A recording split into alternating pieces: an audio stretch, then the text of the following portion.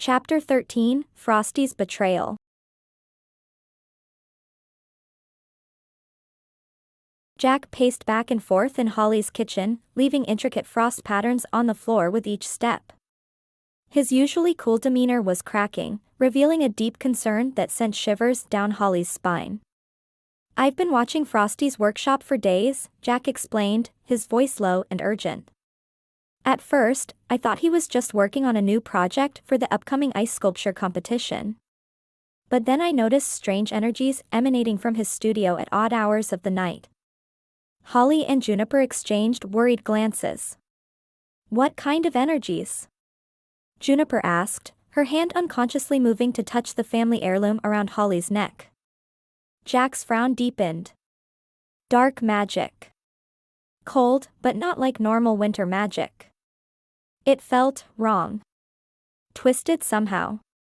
Holly felt a chill that had nothing to do with Jack's presence.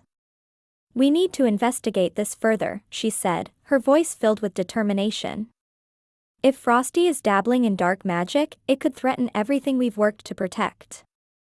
As they quickly formulated a plan, none of them noticed the small, dark figure watching from the shadows outside the bakery window, its eyes gleaming with mischievous satisfaction. The team set out under the cover of darkness, their breath visible in the frigid night air. Holly, Jack, Juniper, and Pepper made their way through the silent streets of Merry Hollow, the usual festive atmosphere replaced by an eerie calm. Frost's ice sculpture studio loomed ahead, its windows dark save for a faint, pulsing blue light emanating from within. "Remember," Holly whispered as they approached, "we're here to observe only. No confrontation unless absolutely necessary." They positioned themselves strategically around the building. Holly and Jack took the front, while Juniper and Pepper watched the rear exit. Holly cast a disillusionment charm, rendering them nearly invisible in the shadows. For what felt like hours, they waited in tense silence. The cold seeped into their bones, but none dared move for fear of missing something crucial. Just as Holly was beginning to think they might have made a mistake, a flicker of movement caught her eye. Through the frosted window, they could see Frosty Iceheart III hunched over a large block of ice. His usually jovial face was set in a mask of intense concentration, his eyes gleaming with an unnatural blue light. As they watched, he began to carve the ice with swift, precise movements. But this was no ordinary sculpting. With each pass of his tools, dark energies swirled around the forming sculpture. The ice seemed to absorb the magic, pulsing with a sickly blue glow. Holly felt her stomach churn as she recognized the twisted form taking shape, a grotesque parody of Glacia Winterborn. "By the star on the Christmas tree," Jack breathed, his voice barely audible. "What is he doing?" As if in response to Jack's whisper, Frosty suddenly straightened up. He turned towards the window, his eyes scanning the darkness outside. For a heart-stopping moment, Holly was sure they'd been discovered. But then Frosty returned to his work, his movements more frenzied than before. Holly signaled to the others. They needed to get closer, to hear what Frosty was muttering as he worked. Carefully, they crept towards the building, using every shadow for cover. As they neared a partially open window, Frosty's words became clearer. "We'll show them all," he was saying, his voice filled with a manic glee. "The true power of winter. Not that watered-down Christmas magic they love so much. Real winter. Harsh. Unforgiving. Beautiful." Holly felt a chill that had nothing to do with the cold night air. She glanced at Jack, seeing her own concern mirrored in his icy eyes. This was worse than they had imagined. Suddenly, a piercing screech filled the air. Holly whirled to see one of Frosty's ice sculptures, a jagged, menacing bird, come to life. It flapped its crystalline wings, its eyes glowing with the same eerie blue light as its creators. "Intruders!" Frosty bellowed, his voice booming with unnatural power. "You dare spy on the new King of Winter?" The team sprang into action. Holly raised her wand, dispelling their concealment charms.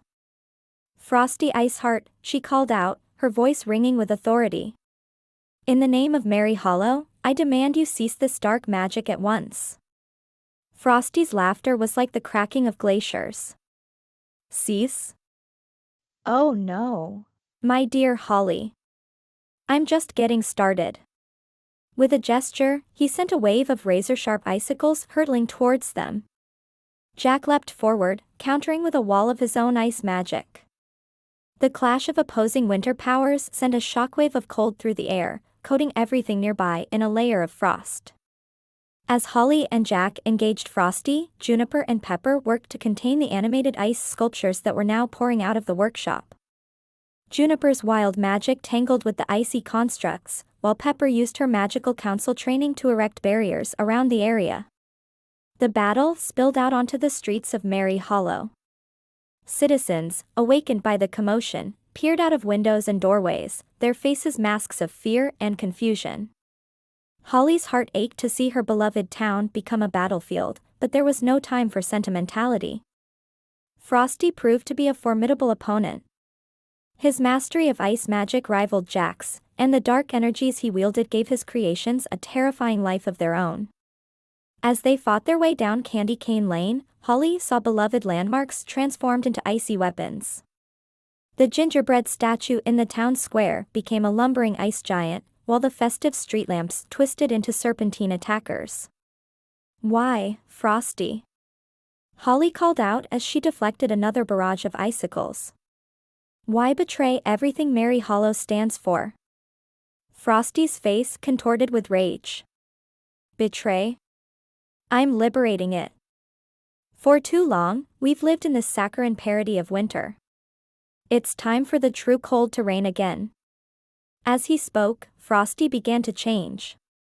His form grew larger, more crystalline. The jovial snowman they had known was replaced by a being of pure ice, jagged and beautiful in its terrible majesty. I am Frostheart, last of the true winter fae, he declared, his voice echoing with power. And I will remake this world in ice and snow. With a roar, Frostheart summoned his ultimate creation. The ground shook as a massive ice monster rose behind him, its body a patchwork of all the sculptures he had been working on. It towered over the buildings of Merry Hollow, its multiple arms ending in wicked ice blades and hammers. Holly felt a moment of despair as she looked up at the monstrous creation. How could they possibly defeat something of this magnitude? But then she felt the warmth of the family heirloom against her chest, and a new determination filled her. Drawing on the knowledge she had gained from her connection with Glacia, Holly reached out with her magic. She could feel the currents of winter power flowing through Frostheart's creations. Instead of fighting against them, she began to work with them, guiding rather than opposing. Everyone, she shouted to her team. Don't fight the ice. Guide it. Remember, true winter isn't about destruction. It's about rest, renewal, beauty. Understanding dawned on their faces. Jack immediately altered his tactics, his ice magic now working in harmony with Holly's. Juniper and Pepper followed suit, their combined powers creating a symphony of winter magic that sang through the air. Frostheart faltered, confusion crossing his icy features. No, he growled. No. This isn't how it's supposed to be. But it was too late. The magic had shifted. His massive ice monster began to change, its jagged edges softening, its aggressive posture relaxing. Under the guidance of Holly and her team, it transformed into a breathtaking ice sculpture that encapsulated the true beauty of winter, majestic, serene, and full of quiet power. Frostheart let out a bellow of rage and frustration. He launched himself at Holly, ice blades forming on his arms. But before he could reach her, a blast of pure winter magic, not dark, not light, but perfectly balanced, struck him squarely in the chest. Glacia Winterborn materialized beside them, her expression stern but not unkind. Enough, Frostheart, she said, her voice like the whisper of snowfall. You have forgotten the true nature of winter. It is not about domination, but about balance. Frostheart collapsed to his knees, his icy form beginning to melt. I just wanted to bring back the old ways, he gasped. The old ways are gone, Glacia said softly. But that doesn't mean winter